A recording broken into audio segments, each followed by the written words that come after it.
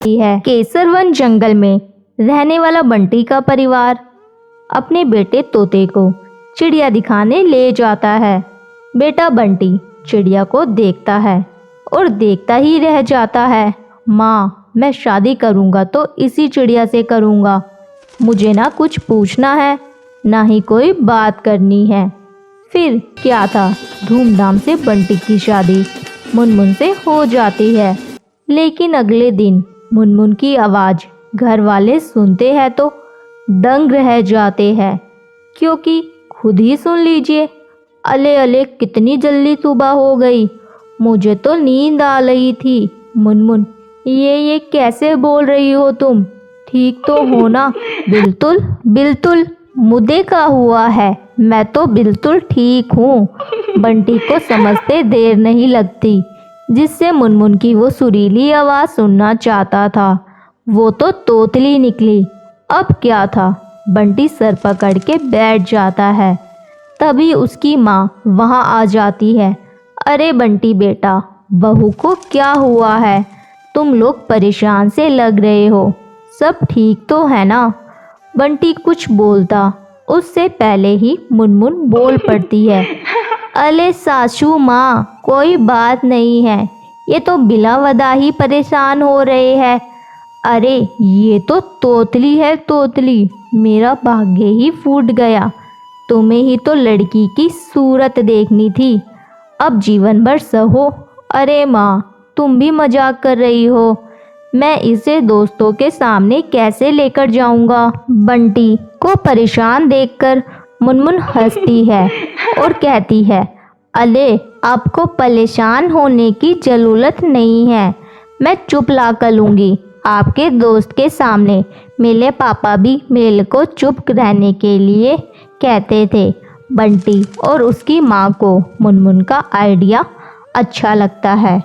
अगले दिन बंटी और मुनमुन बंटी के दोस्त के घर जाते हैं, जहाँ बंटी मुनमुन को समझाता है उसे चुप रहना है, चाहे जो हो जाए, वो एक चू आवाज़ भी नहीं निकालेगी। बस क्या था, सब खाना खाता है। बंटी के दोस्त की बीवी मुनमुन का नाम पूछती है। तभी बंटी बोल पड़ता है, मुनमुन नाम है इसका भाभी। अब उसके घर कोई भी मुनमुन से सवाल करता, जवाब बंटी ही देता, मुनमुन को बोलने का मौका ही नहीं देता। उसे डर था कहीं मुनमुन अपनी तोतलेपन की पोल पट्टी ना खोल दे। अरे भैया, क्या बात है, जब से आप आए हैं मैंने तो आपकी बीवी की आवाज़ ही नहीं सुनी, कहीं गूंगी तो नहीं है ना? मुनमुन को ये बात सुनकर बहुत बुरा लगता है, लेकिन उसे बंटी की बात भी याद रहती है। उसे कुछ भी नहीं बोलना है, तो इसलिए वो चुप ही रहती है। अरे नहीं नहीं भाभी, मुनमुन नाम है मेरी बीवी का। मुनमुन, और मुनमुन भी भला गूंगी हो सकती है? वो जरा शर्मीली है और कम बोलने वाली है मेरी बीवी। सभी बंटी की बात पर यकीन कर लेते हैं, लेकिन उन लोगों के घर में बदमाश बच्चा होता है जो लगातार मुनमुन को देख रहा होता है। वो सोचता है कैसे भी करके मुनमुन की आवाज़ सुनकर ही रहेगा। बस फिर क्या था, बच्चा प्लास्टिक का चूहे पर चाबी भरकर उसे मुनमुन के पैर के नीचे छोड़ देता है। जैसे ही नकली चूहा मुनमुन के पैर से टकराता है तो मुनमुन जोर जोर से चिल्लाने लगती है, अले तूहा तूहा, पकलो पकलो, तूहे ने तो था लिया। मुनमुन के मुंह से तोतली आवाज़ सुनकर सब जोर जोर से हंसने लगते हैं। बंटी का मुंह तो उतर ही जाता है। तो भाभी बंटी को समझाती है, तुम्हारी मुनमुन तो तोतली है। भाभी भैया, मैंने बस इसकी आवाज़ देखी, इससे कोई सवाल जवाब करना भी जरूरी नहीं समझा, लेकिन शादी के बाद मुझे पता चला ये तो तोतली है। अरे कोई बात नहीं बंटी भैया, अब तोतलेपन का इलाज है, आप ना इसे अच्छे डॉक्टर को दिखाइए, इसका इलाज संभव है। अच्छा भाभी, फिर तो मैं इसे कल ही डॉक्टर के पास लेकर जाऊंगा। और फिर मेरी मुनमुन सच में कोयल की तरह बोलेगी। बंटी तोता मुनमुन को डॉक्टर के पास लेकर जाता है। कुछ ही महीनों बाद मुनमुन बिल्कुल ठीक हो जाती है। बंटी जी, आपका बहुत बहुत शुक्रिया। आज आपकी वजह से मेरा तोतलापन दूर हो गया और मैं अच्छे से बोल पा रही हूँ। अब वो तीनों एक साथ खुशी खुशी रहने लगते हैं। मुनमुन का परिवार गरीब था। मुनमुन का पति कबूतर राजा के महल में सिपाही का काम किया करते थे।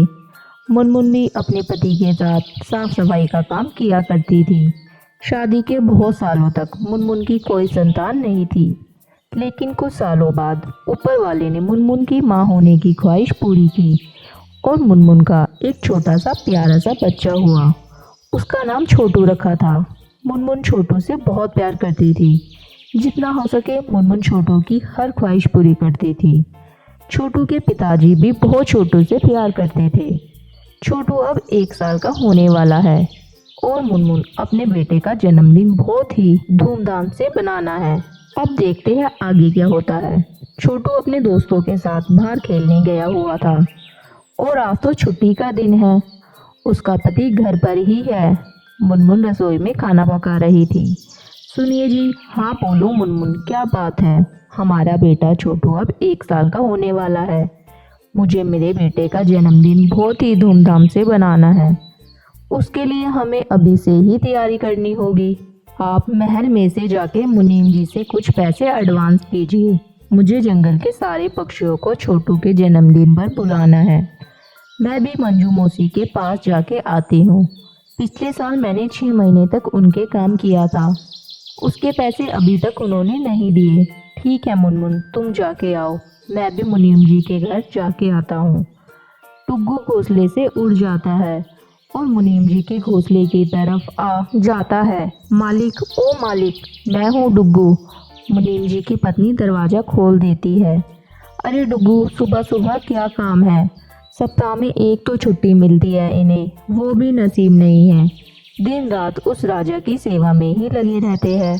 तभी अंदर से मुनीम जी आवाज़ लगाते हैं। अरे डुग्गू, तुम बाहर क्यों खड़े हो? अंदर आ जाओ। बोलो क्या काम है? मालिक, मेरे बेटे का पहला जन्मदिन आने वाला है और मुझे कुछ पैसे की ज़रूरत है। मैं उसी के बारे में बात करने आया था।